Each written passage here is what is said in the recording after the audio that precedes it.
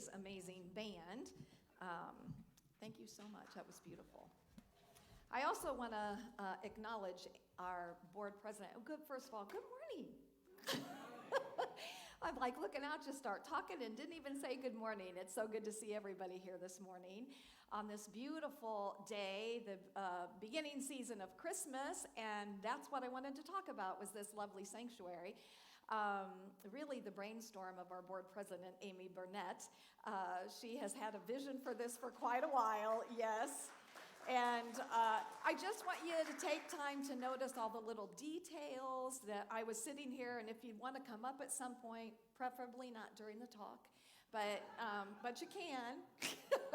But just notice all the details. It's so beautiful. And thank you to everyone who participated in decorating, but also in getting our new tree. It's so nice to have a tree that doesn't have gaping holes in it, and that doesn't have branches that are falling apart. So thank you, everybody. Also, Kat, what an incredible job you do on our pre-video every week. And if you were not here at 10:45 to watch the pre-video, I know I encourage you to come in and watch it. She interviewed Daniel Nahmod. And for those of you who don't know Daniel Nahmod, he's like one of our big New Thought music stars in our movement. And he has just been such an incredible friend to our ministry. So thank you for the great work that you always do on our pre-video. It's always amazing. And thank you to Dee Richardson for last week stepping up and doing such a wonderful job with sharing the history of Unity, and I love how she did it from a place of gratitude in her heart for how Unity has changed her life. So thank you for doing that, Dee. We appreciate you. Okay, so we're going to get right down to it. Now, I'm thinking that by now, since we've been singing about angels, you may know that we're talking about angels today. So how many of us believe in angels? How many of us have had experiences with angels? I'd love to see all these hands up. So are angels real? This is the question. Are angels real? And I think it's so important for us to talk about this because we don't talk about this enough. There was a study done that showed that 77% of people do believe in angels, and about 50% of people have had experiences that they can talk about with their guardian angels. And angels are mentioned close to 300 times in the Bible. And according to the Bible, the angels were created before the material universe was created, and they were present when the material universe was created. There's only two angels mentioned by name in the Bible, and they are Archangel Michael and Archangel Gabriel.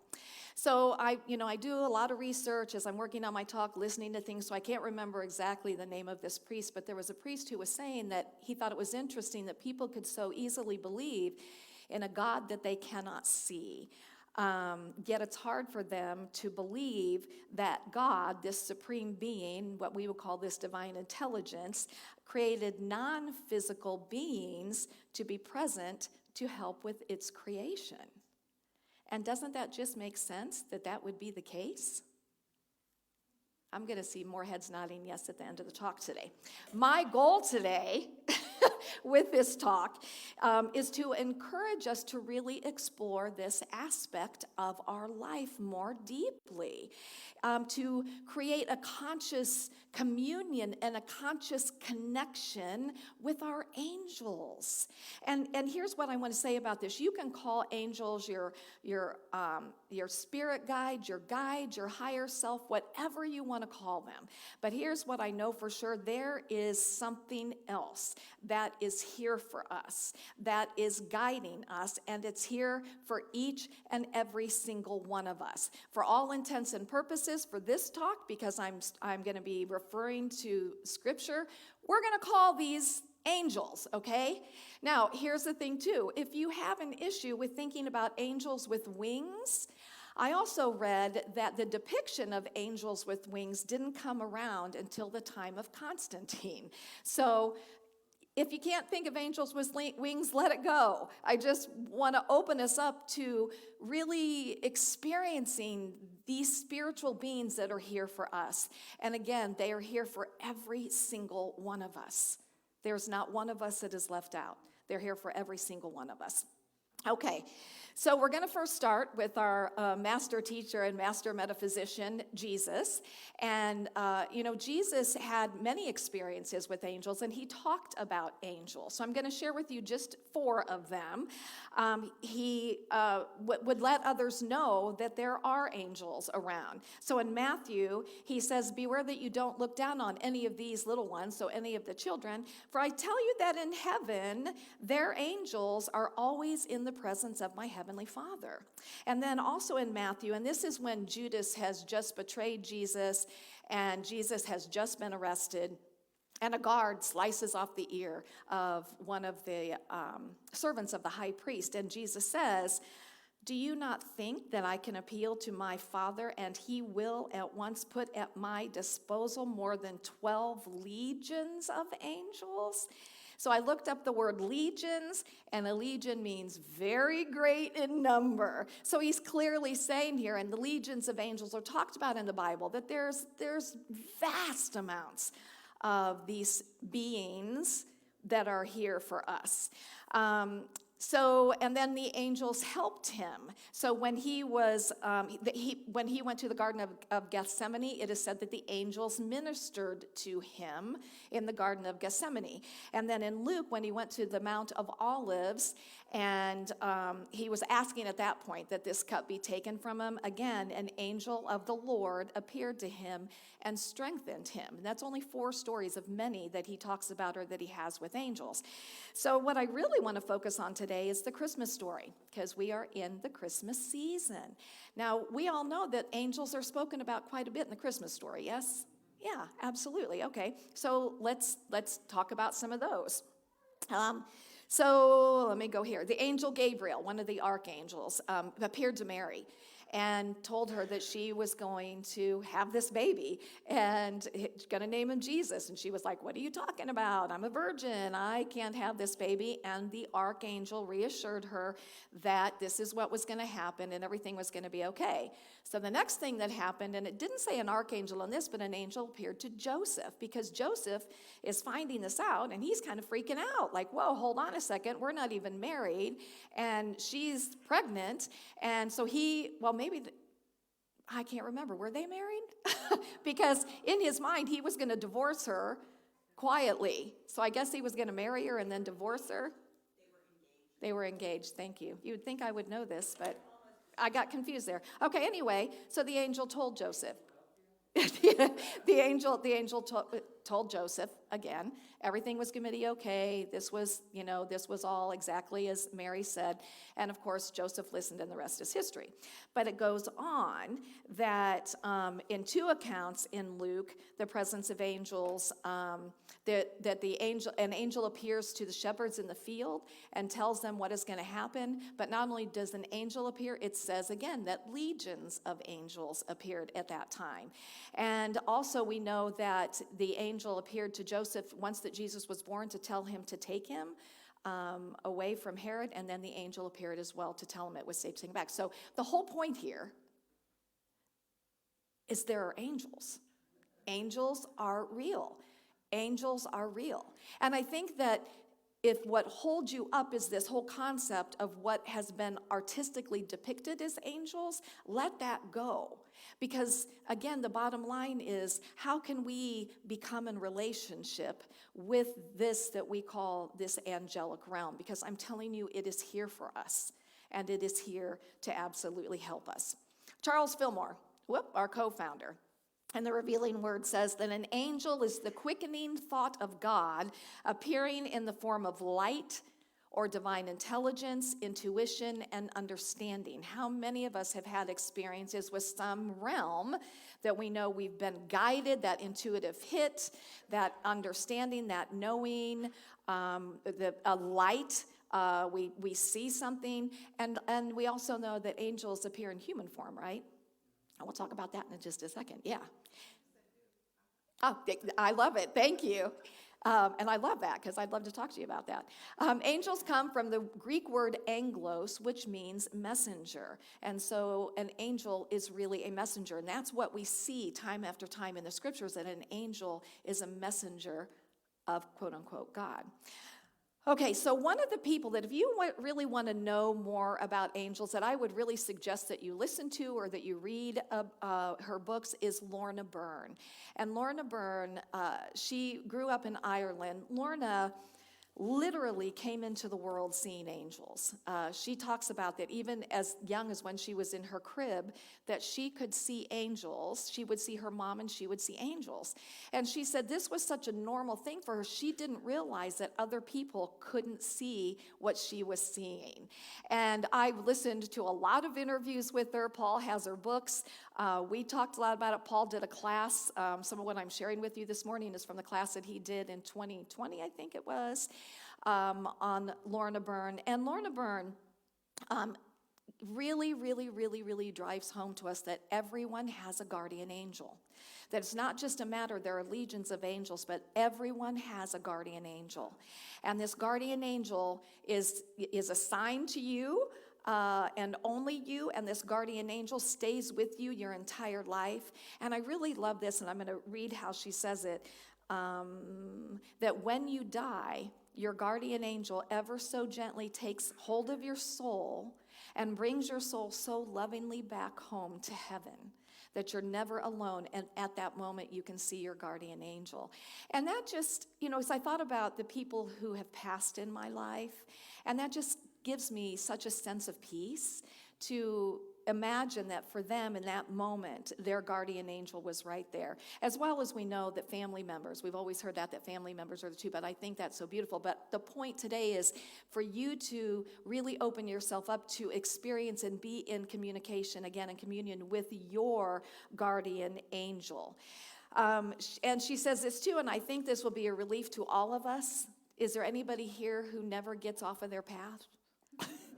Is there anybody here who never judges or cusses or things like that? And I love this. She says that even when you are far off your path, that your guardian angel loves you unconditionally and will always be there for you. Yet, and here's the thing, angels cannot impose themselves upon us. That we have been given this gift called free will, and that is why it is important for us to invite the angels, to ask them into our lives, and really to invite them and be in conscious awareness of that on a daily basis. So, how do angels appear to us? And what we know is they appear to us in multitudes of ways. In Hebrews, it says that angels can take on human form. And we've heard many stories about that. I know, again, in reading, I came across so many stories where somebody was in like a car accident or something, or they were out in the woods and they got stuck, and literally a being appeared to them, and it was human, and was just keeping them calm, telling them everything was going to be okay. And when help showed up, this being just disappeared, and nobody had seen it except for the person that was there. How many of us have heard those stories? Yeah. Angels are real. I'm going to say this over and over again so we can really get this deep inside of us. Angels are real. So there are other ways too. So I want to share some stories with you. And the reason that I'm sharing these stories today is because I know that these stories are true. A couple of them were mine, one was Paul's, and one is Paula Armconnect. Now, Paula has been a member here for years and years, and she used to be our Sunday school director, and she was on our board for many years. And so I want to tell you the story about Paula and her experience with angels. So Paula worked at MSU, and she lived out in Stratford, and the place that she lived was very secluded. And when she would leave her house in the morning, there were cows there, so she would have to undo the gate and lock the gate when she left if the cows were in that particular field. So she was at work and was leaving that day and driving home, and all of a sudden she started to have this feeling that someone was following her. So as she turned off her exit, this person followed her off the exit, and with every turn that she made, this person, this male, was staying behind her. So she started to feel, Paula's very intuitive, so she started to feel this sense of like, oh my gosh, in a little bit of panic. So as she's getting closer to her house, which her house was on this lane, this guy is clearly following her. So she just starts, saying, please God, please let the gate be open, because if the cows are in another field, the gate will be open. So she gets up to where the drive is, and thank God the gate is open. So she goes through the gate, she pulls up to her house, and she gets out of her car, runs up to the front door, and looks back quickly, and the guy is pulling into the lane. And so as she turns around, she can hear his car door opening. As she turns around, she starts to pray, saying, dear God, please, please help me, please help me. And at that moment, she looked back around, and at the end of her lane were these two columns. And she said she looked out there, and there were two 8-foot beings. She could see them on these columns. And so she's looking out at this lane, and the guy is getting out of his car, and he sees her looking at something. He turns around and looks, and all she knows, he jumped in his car, shut that door, and he sped out of there. So angels are real. And angels can appear in many forms. So my husband, Paul is an incredibly deeply spiritual man. And when he was in his 30s, he went through stage 4 Hodgkin's cancer. And he had just gotten done with his treatment. And he was telling me that, of course, through this, it really put him in even a deeper spiritual place, where he was doing deep meditation and prayer. He was doing affirmations, he was doing visioning and visualizing. And in fact, his wife, Shanti, his first wife, Shanti, is here today. So I love that you're here. Because they lived way out in the woods at this time. And they lived in this trailer, and there was no electricity in the trailer, which, bless your heart that you didn't have electricity. And so he said, it's pitch black. It's dark as can be, and there was no moon out this particular night. And he said he walked outside for whatever reason, and when he got out there, all of a sudden this light just shone all around him. And he said it was like the size of a bonfire. And he said but he was right in the center of this light. And he thought maybe it's like a helicopter, maybe there's something above me. And he looked up, there's no helicopter, there's no sound, there's nothing above him. He is just in this light. So he just stayed in this light for a while. But he really wanted to share it with his kids and his wife. So he went back in to get them, and by the time they came out, it was gone. Angels are real, because I have no doubt that was that energy that was just saying, you're going to be okay. You're going to be okay. You got through it. Angels are real. And I've had my own experiences with angels. I haven't seen angels, but I have no doubt that angels have guided me. When I had to have been maybe 20, 21. And I was driving. I've always been this happy, joyful person. I smile at everybody, no matter kind of where I'm at. And I was driving on the highway. I was going to see my dad. And I had this ginormous car. My dad had given it to me. It was like a boat. It was huge. And it was hard to keep gas in it. I was young. I didn't have much money. So, I knew I needed gas. And I just thought, I'll get gas after I pick my dad up.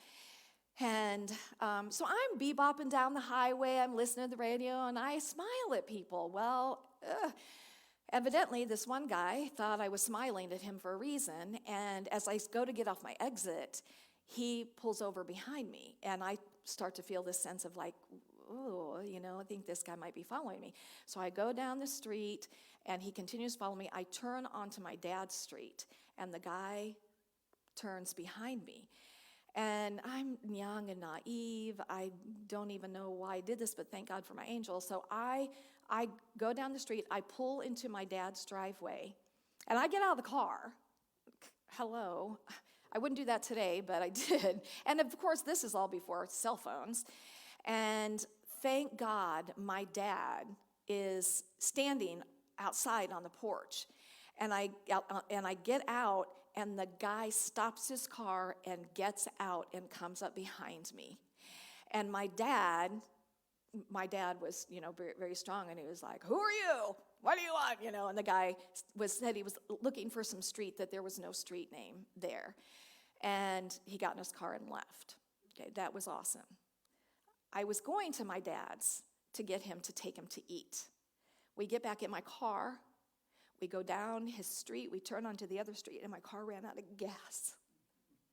And all I could think was, thank you, thank you, thank you, because it was not even a mile, and my car ran out of gas. Now, you tell me that angels aren't real, because there was no doubt that day that something guided me, that something was there for me. It's happened on other occasions. Anybody ever have a Volkswagen?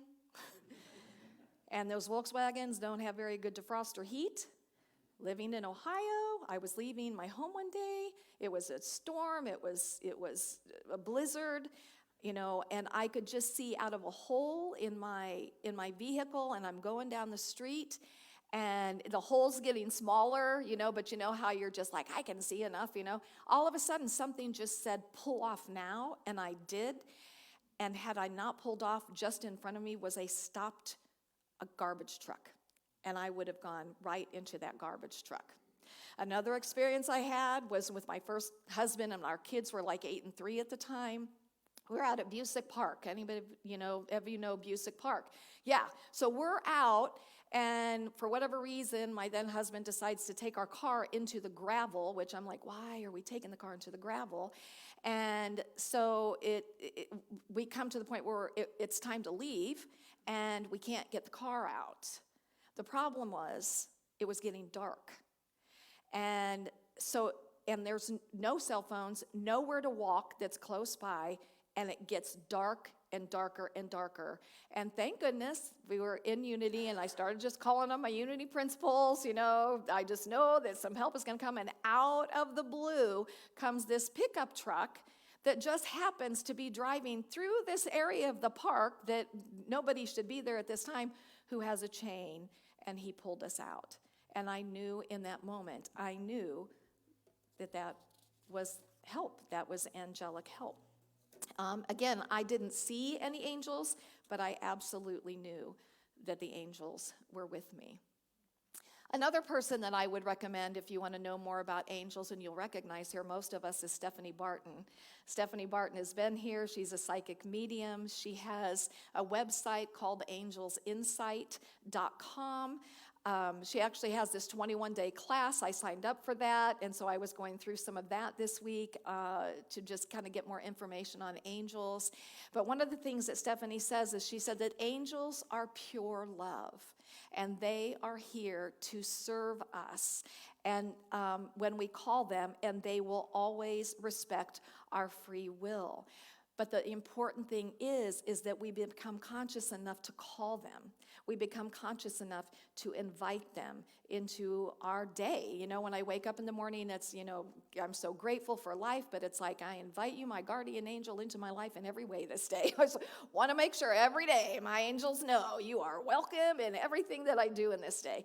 And I have to tell you that sitting there this morning, I don't normally get nervous on talks, but I could feel this unsettling, and I just was like, so, because here's one of the things. I called all the unemployed angels. Now, you may think that's odd, but Lorna Byrne talks about the fact that we have our guardian angels, we have the archangels. The archangels can be anywhere, anytime, with anybody. So when somebody says, oh, the guardian angel was with me, the guardian angel was with me, they can be multiple places. Archangels. Your guardian angel can only be with you, but she says there's all these unemployed angels she calls them unemployed angels, because there's legions of angels, and they're just kind of waiting. And so she says, call these unemployed angels for anything that you need. So, man, I was sitting there during meditation, and I'm calling the unemployed angels to come in to express anything here that I haven't thought of that needs to be expressed this morning. But the biggest thing that I came away with is how important it is that we just take time every day to make the space for them. Stephanie says, if our mind is so filled with everything that's going on in the world, with the noises of the world, then we don't have an open mind to be able to hear the messages that they have for us. And the thing is that, well, and let me ask you, how many of you have experienced that you know beyond a shadow of a doubt that it was an angelic help? There was something that was guiding you and helping you. Yeah, wow, that's exciting, you guys. That's awesome. I would love to hear some stories. I think that would be amazing. Maybe that's something we could do, Dwayne, when we come together to talk about, people who have crossed over. We can talk about our experiences with angels as well, because I think those stories are fascinating.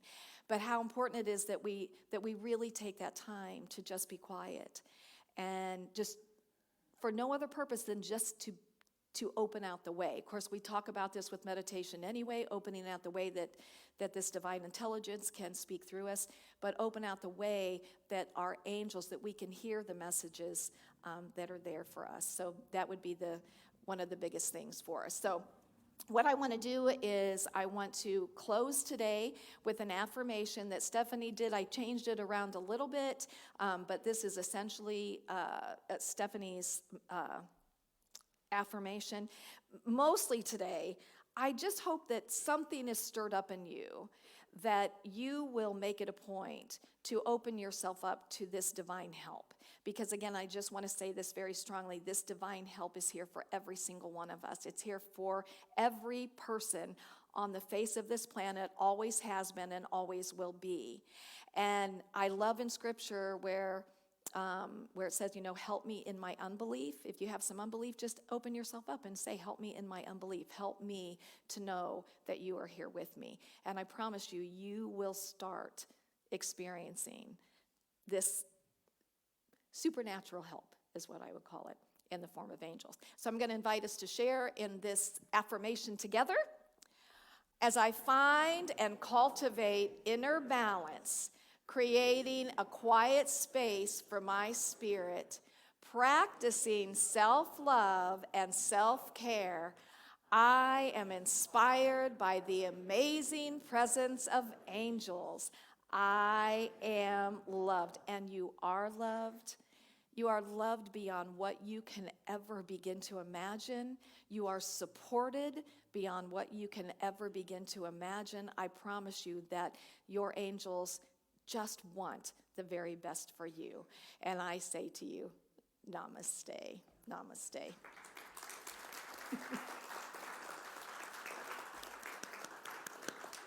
All right, as our band is coming forward and as our ushers are coming forward, this is our opportunity to give of our gifts to Unity of Springfield, to all that we are today, to all that we are becoming together.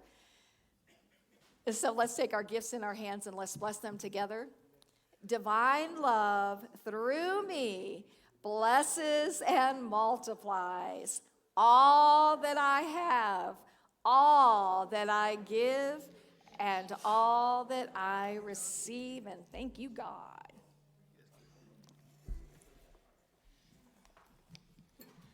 Thank you, Sue. Our second song is Fallen Angel by Poison. Sorry, we scrapped that one. Sorry, no Poison, no 80s hair metal. It's a Karen Drucker tune called We Are All Angels, once again featuring Mr. John Russ.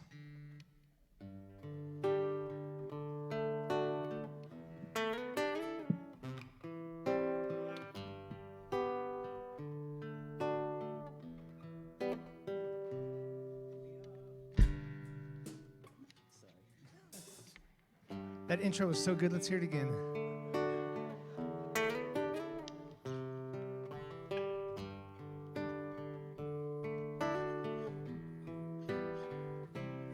We are all angels who only have one way.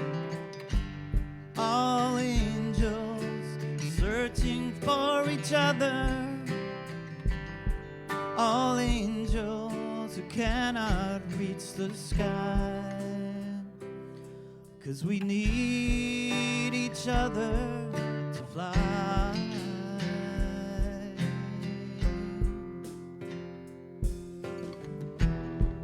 Do you know that there are angels in our midst? hear them? Can you feel them? They're all around you, with you every day. Do you hear them? Do you look the other way? It's that woman I forgot to kiss as I hurried out the door, or the stranger that said hello that I ignored. They are angels. We are angels.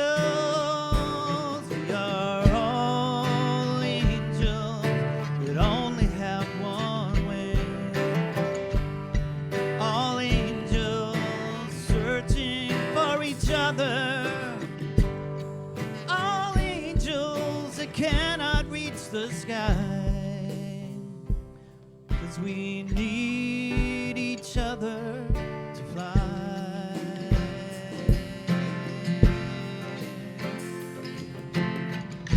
My life gets so busy, time goes by so fast.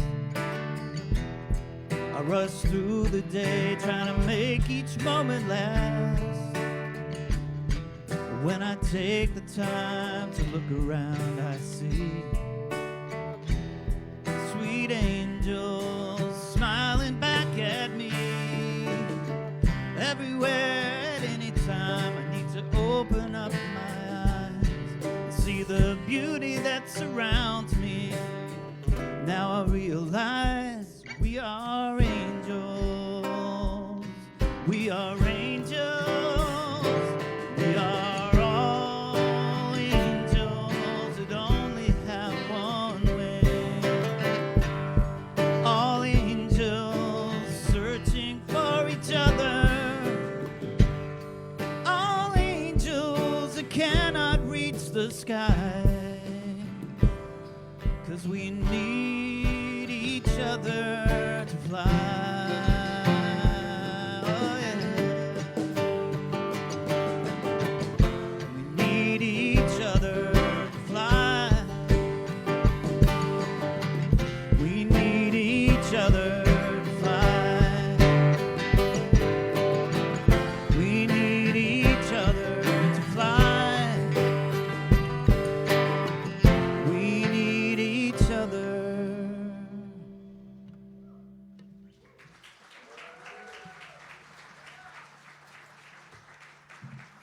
Thank you, John. All right, announcement time.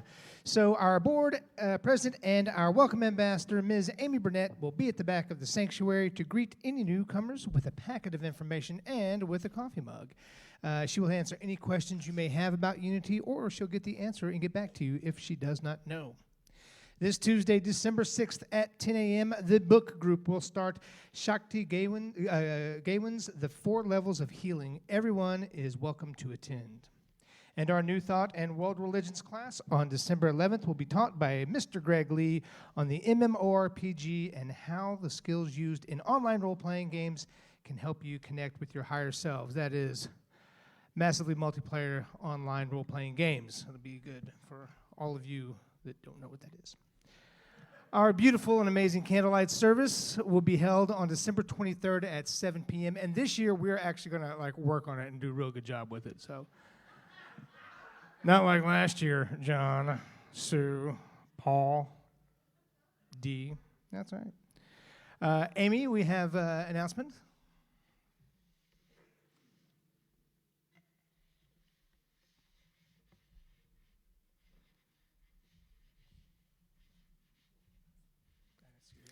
All right, good morning, guys. So you can see up on the screen, we are going to do the blessing bags again this year for our Crisis Cold Weather Shelter guests. And this was a really fun time last year to play Santa and get to pass these bags on.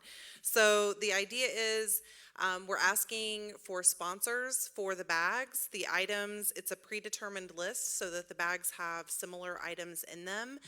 And the commitment that you're making is about a $50 commitment, depending on where you shop and what you decide to put in there. So what else do I need to say about that? You do also need to have the items back to the church by December 21st. So you're looking at a $50 commitment and items back by the 21st. Now some of you already know that I find joy in shopping and gathering things. So last year we also had some people that said, I will give you the money and Amy, you go be in your joy and go do the shopping for me. That's also fine. So this is one of those times that we're going to just do this. We're going to do this right now. We have the lists ready. Lisa and I already have ours. So we've started it off. We've committed to one. Carrie's going to bring you a list. Lisa's going to write your name down. If you are willing to commit to sponsoring a bag, please stand up. And you can pair up with somebody. If you don't want to, if you need to split that up, just let Carrie and Lisa know. We're going to go ahead and see how many we can commit to right here, right now. Jesus and Santa are both watching you, just so you know. It's a twofer. We got a twofer this year. Yeah. We are providing the bags. We're just not going to hand out the bag this year because some of the bags, it seemed like keeping track of the bag was a bit of a challenge. So we're just going to have the bags. You bring us the items. We will put the items in the bag. And if you are online and you'd like to commit to a bag, please put it in the comments so we can save you one. All right. If you're on the fence about it, if you're sitting there and you don't know if you can make that commitment or you need to check in with a buddy before you do that, go ahead and let Lisa know after service or this week. If we have any bags left, we will be happy to let you sponsor one. Thank you all for stepping up to this commitment. Like I said, it's a really fun thing, and it's really fun for us to get to play Santa the week of Christmas. So, thank you.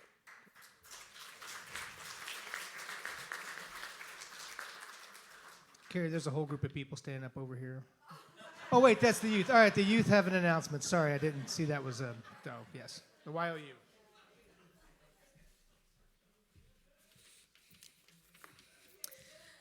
Hello, everybody. So, this year, we are doing Santagrams, which is a new fundraising opportunity for the YOU group here. We are asking for a donation of $25 to send all of these beautiful people right here to carol someone's house of your choice. So we will all go out dressed in festivities, and we will sing for this person. I think we have Santa right in the middle there. I know him. So we're doing that, and thank you all so much for your very, very kind donations with the pancake breakfast this morning. We were able to raise over $400 for the teens.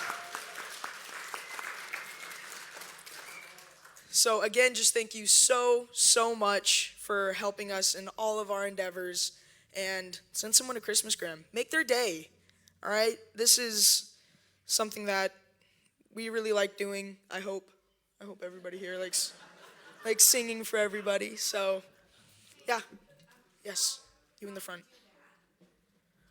Oh, right, sorry. There is a sign-up list right outside of the fellowship hall. You just write down your name, the person you're sending it to, how much the donation you're going to give is, and yeah, that's it. That's all we got. Thank you. Thank you very much. If you would please stand and join us in the prayer for protection. Together now. The light of God surrounds us. The love of God enfolds us. The power of God protects us. And the presence of God watches over us. Wherever we are, God is, and all is well. We got the peace song coming your way right now. Woo!